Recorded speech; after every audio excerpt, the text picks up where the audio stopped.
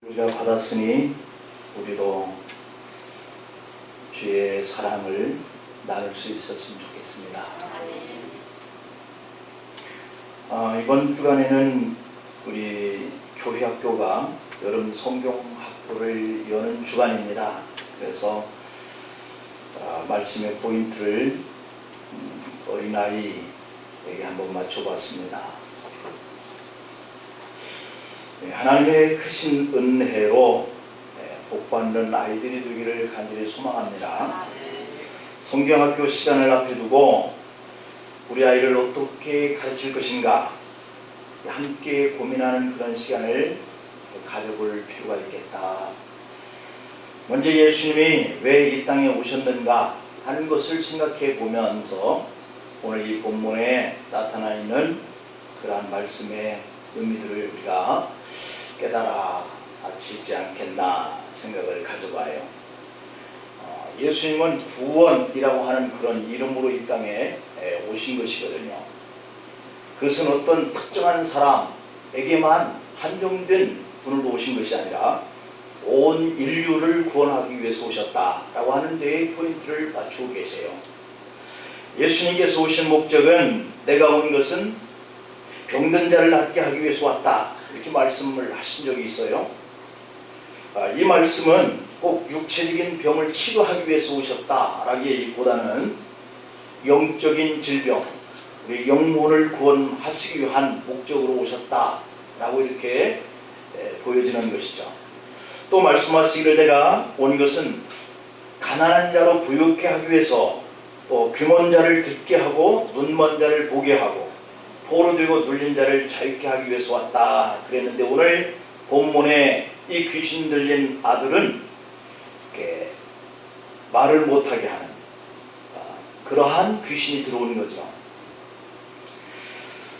예수님이 이 땅에 오셨던 목적, 이것이 내 삶에 어떤 관계가 있는가 하는 것을 우리가 잘 진단해 볼 필요가 있지요. 예수님 때문에 내 삶에 가난함이 부여하게 되었는지, 또 내가 예수님을 만남으로 인해서 내 육체적인 어떤 질병, 또 내 영적 질병 이런 것들이 치유를 받고 있는지 우리가 그것을 살펴볼 필요가 있죠.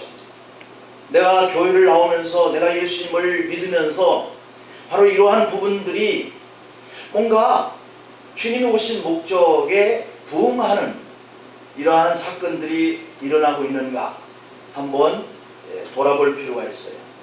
우리 김진주 장님 아까 기도 속에 그런 내용들이 다 포함되어 있었는데 과연 주님이 내게 오셔서 내가 주님 때문에 치유되고 변화되는 이런 사건들이 있는지 살펴보자는 것이죠. 더 나아가서 세상의 욕심으로 우리의 눈이 멀게 되었는지 어두워졌는지, 내가 예수님을 믿고부터 내 눈이 더 밝아졌는지 이것을 우리가 살펴볼 필요가 있는 것이죠. 누구나 다 느끼고 있는 것이지만 우리는 세상에 살면서 항상 세상에 눌려 살고 있다고 하는 거예요. 세상은 우리를 그들의 포로로 삼고 있다고 하는 거예요. 그래서 우리가 세상의 포로가 되고 세상에 눌려 있다고 하는 것은 마치 입이 있어도 말 못하는 이 어린아이의 귀신 들린 것과 같은 그런 자리에 있는 것이다. 세상과 가까이 있는 사람들이 자꾸만 우리를 억눌러 가고 있는 그 속에 우리가 눌림을 받고 있는 생활을 하고 있다고 한다면 자꾸만 우리가 세상 앞으로 내몰려져 가는 이런 곳에 우리가 이렇게 살아가고 있어요. 그런 삶 속에 주님이 오셨는데 내가 그 속에서 자유함을 얻고 있는지, 세상의 자유를 누리고 있는지, 그러면 우리는 지금 예수님이 오신 목적에 그러한 복을 누리고 사는 것이죠. 분명한 확신과 믿음이 있을 때만이 이것을 우리가 느끼는 거예요. 내가 예수님이 나를 구원하셨다고 하는 그런 어떤 목적, 이것이 내가 세상의 눌림으로부터 자유함을 얻게 되었구나, 참으로 내가 참 자유를 누릴 수 있는 이런 자녀로 이렇게 양육을 받고 있구나 하는 것을 우리가 느끼는 것이죠. 분명한 그런 확신과 믿음이 있을 때만 그걸 느낄 수 있는 거죠. 여러분, 우리 자녀를 내가 어떻게 가르칠 것인가? 라고 하는 이 질문 속에 대답이 벌써 나와 있어요. 우리는 모든 그 자녀의 문제를 해결해 주실 예수님을 믿고 있고, 또 그 예수님의 손에 자녀를 맡겨야 한다라고 하는 그 가르침을 우리도 받고 있었는데, 과연 내가 그 속에 자유를 누리고 있는가? 나는 예수님을 믿는 확신을 가지고 사는 사람으로 네 자녀를 하나님께 맡기라라고 하는 이 가르침을 받고 그렇게 하고 있느냐라고 하는 거예요. 자녀뿐만 아니라 우리도 세상의 문제를 안고 내가 그 문제를 하나님께 맡겨 있고 살아갈 수 있는 자유를 누려야 되는데, 그 문제 때문에 내가 실험을 하고 잠을 못 자고, 그 문제 때문에 내가 내 생명을 끊어내는 그런 어떤 결단을 오판하는 이런 지경에까지 내가 내려가고 있다라고 한다면, 나는 아직 주님을 믿는 확신하는 자가 되지 못하는, 다시 말하면 주 안에서 내가 자유함을 누리지 못하고 사는 이런 상태가 있는 자리에 있는 것이죠. 우리가 자녀를 참 잘 양육한다 이렇게 생각을 하지만, 우리가 세상에 눌리는 그것만큼 우리가 자녀를 잘못되게, 자녀를 누르고 이렇게 살아가고 있는 모습이 있다. 내가 세상에서 눌리는 것만큼 자녀를 내가 억압하고 누르려고 하는 모습이 있는 거예요. 때로는 부모가 자녀들이 하는 대로 그대로 두었더라 한다면 더 잘 자랄 수 있는 아이들이 억지로 부모가 자녀를 속박하여서 한쪽으로 편향되게 몰아가는, 그리고 그 자녀를 누르는 그런 억압 때문에 자녀들이 훨씬 더 어둠 속으로 빠져드는 일들이 많이 발생하고 있다라고 하는 거예요. 그걸 우리도 경험하고 있고, 그 경험에 눌려져 경험을 했던 내가 또 자녀를 그렇게 누르고 있어요. 성경 속에 아브라함의 이삭의 아들이 똑같이 아브라함이 범한 그 범죄를 하고, 다윗이 똑같이 그 이방에게 경험했던 것이나 사울에게 경험했던 그 행동을 똑같이 하는 이 모습이 곧 우리가 눌려지고 있는 이러한 경험이 내 자녀를 또 누르고 있는 거죠. 예를 하나 들어보면, 나그네가 길을 가다가 어떤 한적한 곳에서 원숭이가 하는 그 이상한 그 행동 앞에 발걸음을 멈췄어요. 원숭이는 계속해서 아주 열심히 무언가를 일을 하고 있었어요. 나그네가 가까이 가는데도 불구하고 이 원숭이는 계속 그 행동을 하고 있는 거예요. 그래서 가만히 보니까 물이 고여진 그런 호수의 어떤 웅덩이 속에 물고기가 놀고 있는데, 그 물고기를 계속 잡아서 숲속으로 던지는 거예요. 그 원숭이는 하루 종일 그 일을 반복하고 있는 거예요. 이상히 여긴 나그네가 원숭이에게 물었어요. 양식을 축적하기 위해서 고기를 잡느냐, 아니면 고기를 잡아서 숲으로 던지는 그 이유가 뭐냐 물었더니, 원숭이가 대답하기를, 나는 지금 물속에 빠져있는 그 물고기를 살려주려고 한다. 그렇게 대답했다는 거예요. 여러분, 이 원숭이는 스스로 자기가 물속에 빠져있는 그 물고기를 살려주기 위해서 숲속으로 던지는 그러한 일이 선한 일이라고 생각하고 그걸 반복하고 있는 거예요.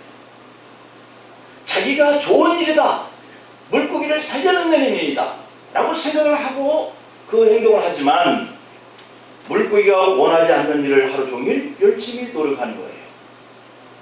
웅덩이를 들여다보니 물고기가 빠져있다라고 생각을 한 거예요. 그래서 자기가 살고 있는 행복한 그 숲속으로 물고기를 던져 넣으면 물고기도 행복한 줄 안다고 생각하는 거예요. 원숭이는 자기 기준에 맞춰서 모든 것을 생각한 겁니다. 그래서 물속에 빠져 있다고 생각한, 물속에 자유를 누리고 있는 이 고기를 불쌍하게 생각하고 있었다라고 하는 것이죠. 무슨 이야기이지만 오늘 우리의 모습이 행여나 이 어리석은 원숭이와 같은 그런 모습은 아닌가, 이렇게 생각해 볼 필요가 있다.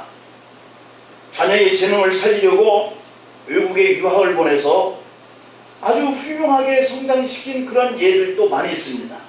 그러나 그것은 10% 정도에 불과하고 나머지 8, 90%의 자녀들은 한국에 그대로 두면 더 잘 자라고 더 잘 컸을 아이들을 부모의 욕심에 유학을 보내서 오히려 자녀를 망치는 부모들이 많이 있다라고 하는 결과가 나타나고 있는 거예요.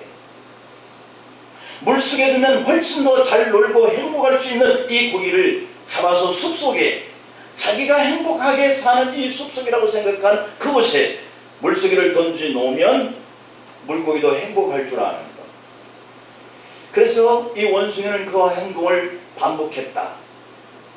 그런데 그 행위는 오히려 물고기를 죽이는 일을 한 거예요.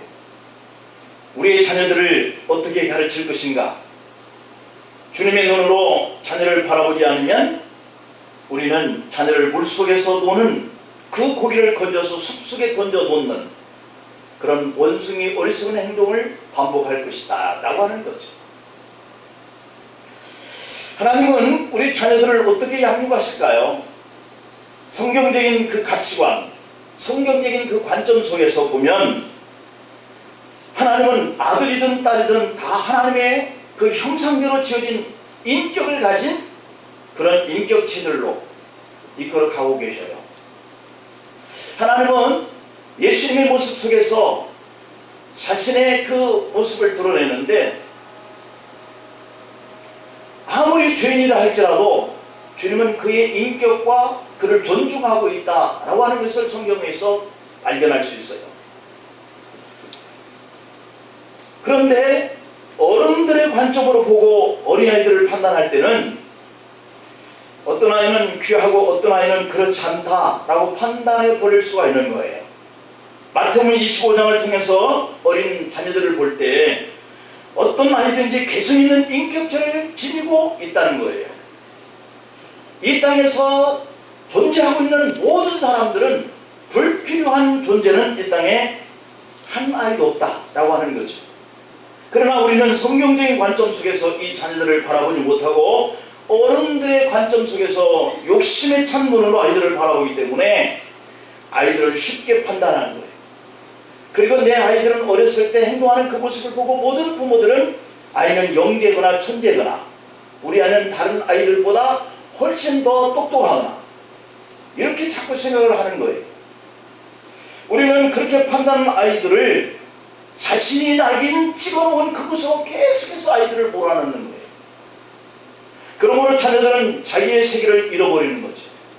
하나님이 그를 이 땅에 보낸 그 목적하는 바로 아이가 성장해가고 나가지 못하고 부모가 구상해 놓은 그 틀, 낙인 찍어 놓아서 너는 이런 아이가 돼야 돼 라고 생각하는 그 틀로 몰아넣는 거죠. 마치 원숭이가 행복할 것 같은 그 숲속으로 고기를 집어 던져 놓으면 이 아이는 잘 될 것으로 생각하지만 물이 없이 말라 죽어가는 고기처럼 잘못된 자녀들이 생긴다는 것이에요. 여러분, 우리 자녀들은 성경적인 관점 속에서 보면 우리의 소유가 아니다 라고 하는 거예요.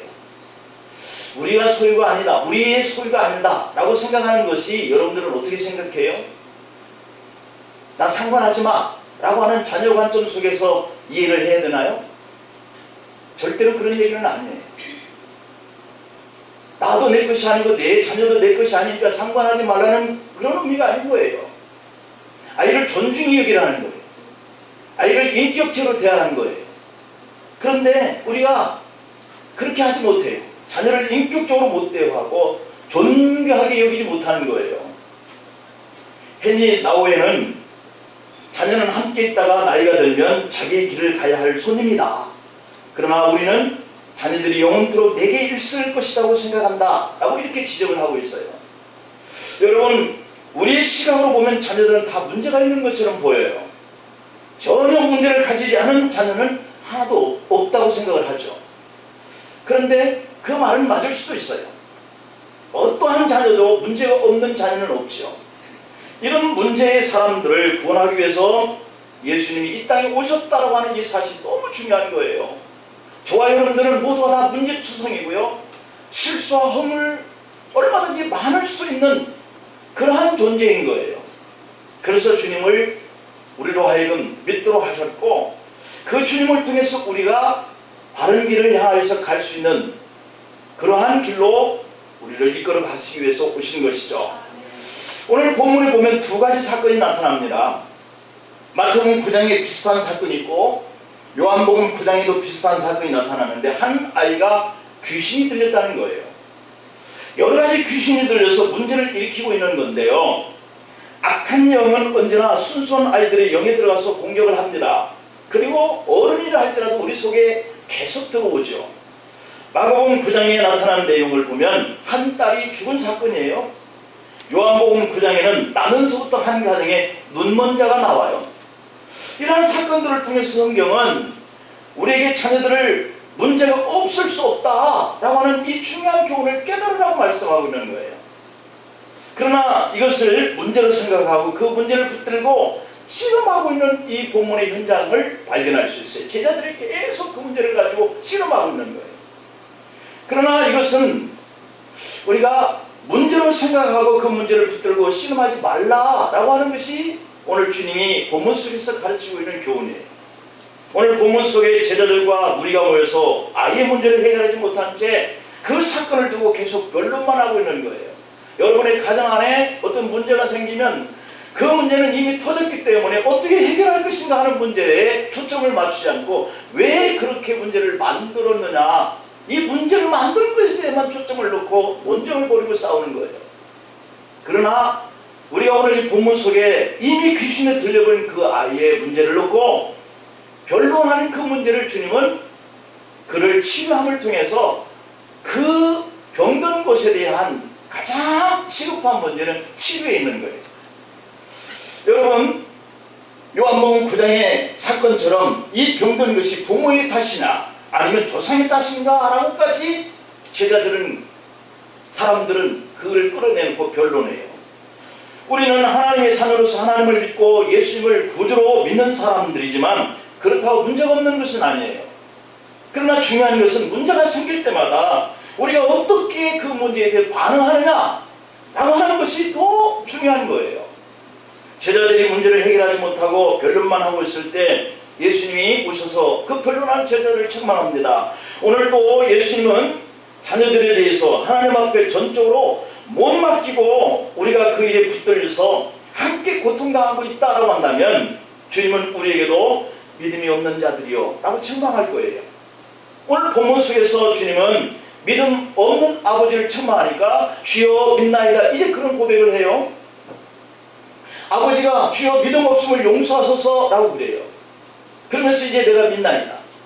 그 고백을 하는 아버지 앞에서 예수님은 믿는 자에게는 능치 못할 일이 없느니라 이렇게 말씀해요. 주님의 손으로 귀신 들린 아이의 손을 잡고 이렇게 세웁니다. 그 순간 모든 문제가 해결돼요. 논쟁도 끝나요. 아버지의 두려움과 걱정, 근심의 문제도 해결돼요. 마태복음 9장에 보면 죽은 아이가 등장을 해요. 다른 사람들은 모두 이 아이가 죽었다. 그러나 주님은 긍정적인 눈으로 아이를 봐요. 죽은 것이 아니라 잔다 이렇게 말씀하시면서 손을 잡고 소녀야 일어나라 달리라고 하시니까 아이가 일어났다는 거예요. 우리의 모든 인생의 문제를 해결해 주기 위해서 오신 분이 바로 오늘 이 예수님이신 줄 믿습니다. 그런 것을 우리가 아는 믿음을 가지고 있어요. 이 아버지처럼 믿지 못하는 거예요. 이 문제를 주님께 맡기면 주님께서 해결할 것으로 생각을 하지 않고 자꾸 변론하는 거예요. 네 죄 때문이다, 내 죄 때문이다, 조상죄 때문이다. 그런데 주님께 맡기라고 하는 이 믿음이 우리에게 부족한 거예요. 이 예수님을 우리가 먼저 믿는 부모가 되어야 할 줄로 믿습니다. 그럴 때 우리 자신에게 자녀와 아이들을 주님의 손에 위탁할 수 있는 거예요. 여러분, 교회 학교에 나오는 아이들과 자녀들을 어떻게 보고 계시는지요?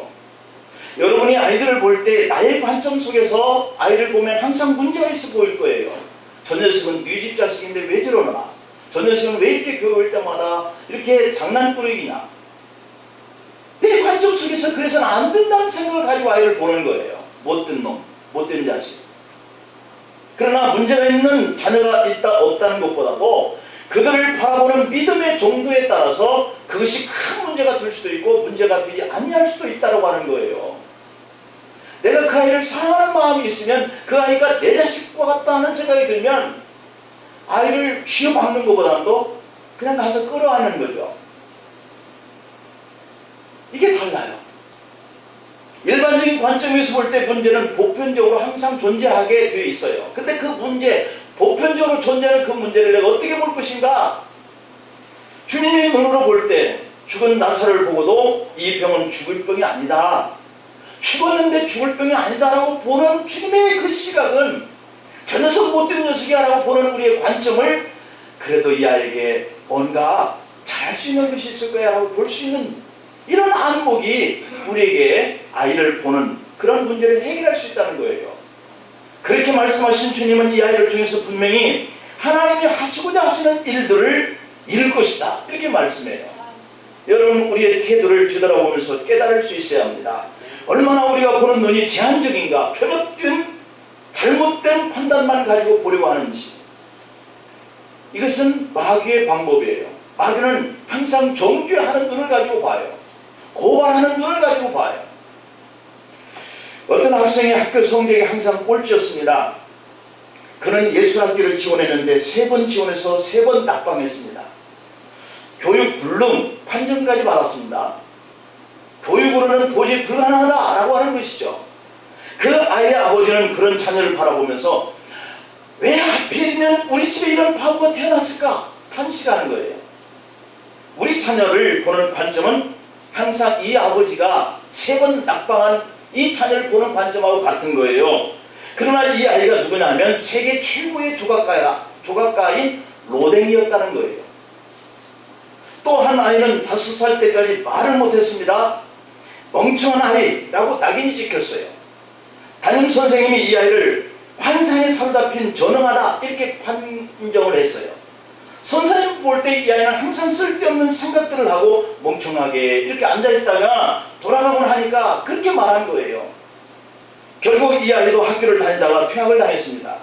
그런데 이 아이가 누구냐 하면 세계적인 석학 알베르트 아인슈타인이라고 하는 거예요. 또 한 아이는 하나에 하나를 더하면 왜 둘이냐 라고 하는 것을 붙들고 따지는 아이예요.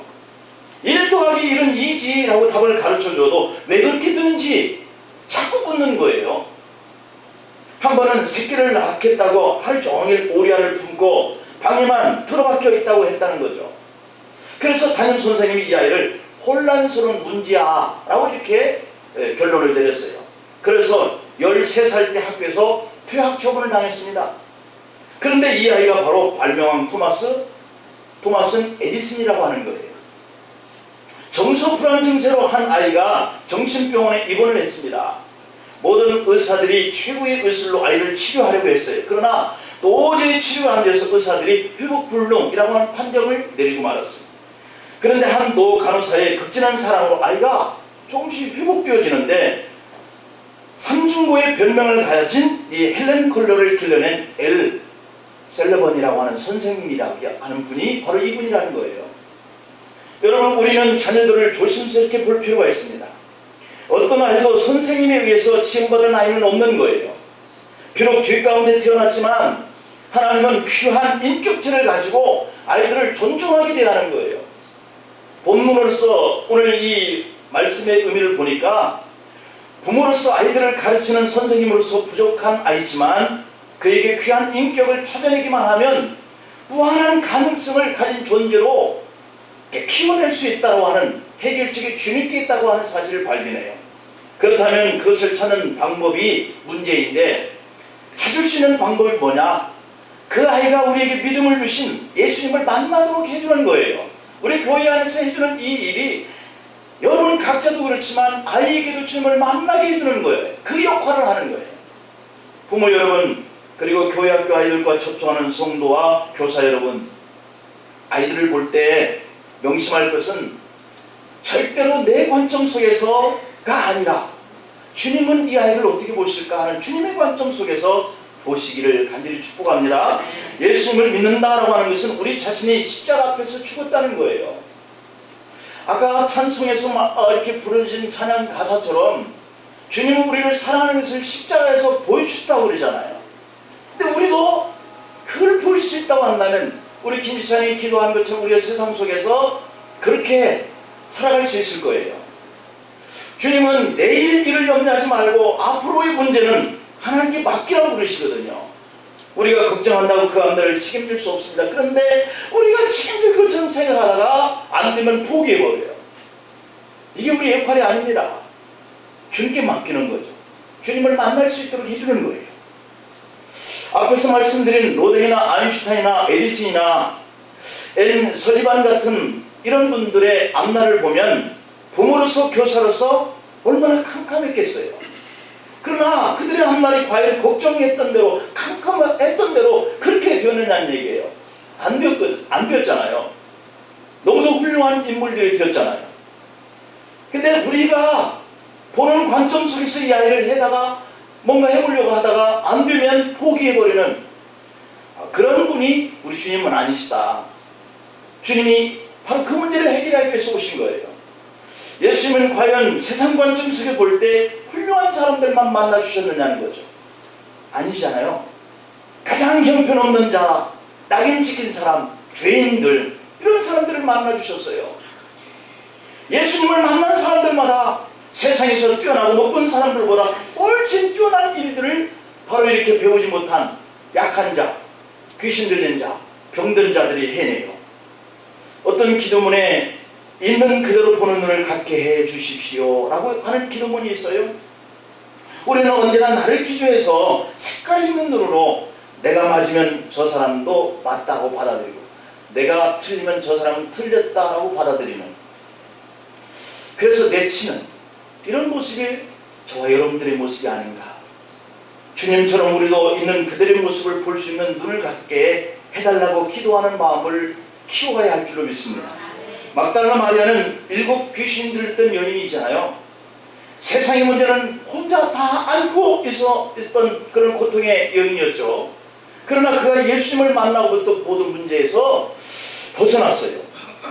예수님을 부르며 따라다니던 제자들보다도 그 어떤 사람들보다도 더 믿음이 좋았던 막달라 마리아가 되었어요.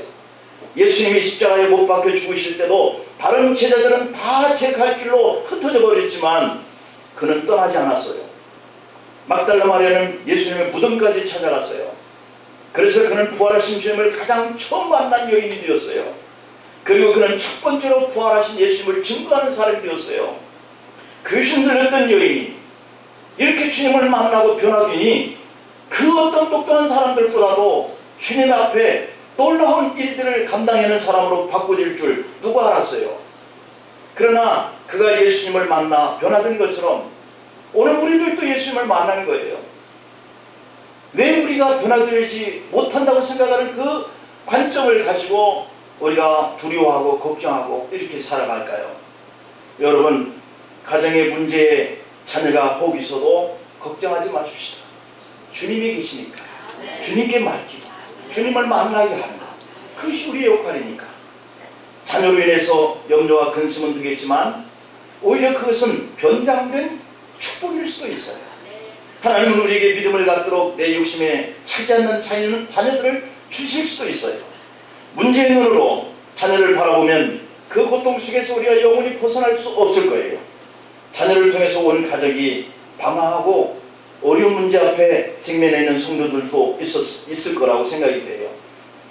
주님은 오늘도 우리를 찾아주셔서 주님께 맡기라고 말씀을 자꾸 하세요. 우리가 귀를 열고 마음을 열면 주님의 음성이 들려지는데 믿음 없는 우리를 불쌍히 여달라고 이 아버지가 주님 앞에 그렇게 기도해요. 내 자녀 때문에 내가 그 문제를 해결할 것처럼 막 붙들고 고민하고 두려웠었던 거, 그게 주님을 향한 우리의 믿음이 없는 모습이다. 내가 주님을 믿나이다 고백했으니 이제는 주님께 맡겼더니 주님이 치료하셨어요. 고쳐줬어요. 이렇게 하는 것이 우리의 역할인 거죠. 우리는 주님께 맡길 줄밖에 모르는 연약한 존재다. 우리 자녀를 잘 키울 수 있는 방법은 아이들이 주님을 만나도록 우리가 역할을 하는 것에 있다. 주님을 잘 믿도록 가르치기만 하면 주님께서 여러분들에게도 참 자유함을 누릴 수 있도록 축복해 주실 것을 믿고, 이번 여름 성경학교가 이런 시간이 될 수 있도록, 아이들이 오면 주님을 만날 수 있는 역할만 할 수 있도록, 그가 예수님을 잘 믿을 수 있도록 그 통로를 우리가 가르쳐서 알려주는 일들, 이런 것들이 될 수 있도록 온 교우들이 협력해 주시면 정말 고맙겠습니다. 기도하시겠습니다. 아버지, 저희들이 여러분 성경학교를 열려고 합니다. 비록 아이들의 수는 적습니다. 그러나 적고 많은 것이 중요한 것이 아니라 한 아이가 올지라도 그 아이를 주님을 믿을 수 있도록 그 통로를 열어갈 수 있는 저희들의 몫을 감당해 가게 하옵소서. 이 모양 저 모양의 애를 쓰고 수고해야 하고 우리 마음을 참아야 하고 또한 우리가 인내해야 하는 그러한 부분 속에서 속상할 그러한 부분도 우리의 문제거리일 수 있지만 주님께 맡기고 주님이 참으로 그를 통해서 많은 일들을 감당해낼 수 있도록 우리들이 주님께 맡기고 그 통로를 열어갈 수 있는 역할을 잘 감당하는 그러한 저희들 되기를 원합니다. 우리 가정마다 자녀들이 있고 또한 아이들이 있는데 그 아이들을 어떻게 우리가 가르칠 것인가 하는 이런 고민의 문제를 오늘 이 본문을 통해서 깨달은 지혜대로 하나님께 맡기고 주님을 만나서 주님을 잘 믿는 자녀들에게 우리가 역할을 감당해 갈 수 있도록 힘주시옵소서. 예수님의 이름으로 기도하옵나이다. 아멘.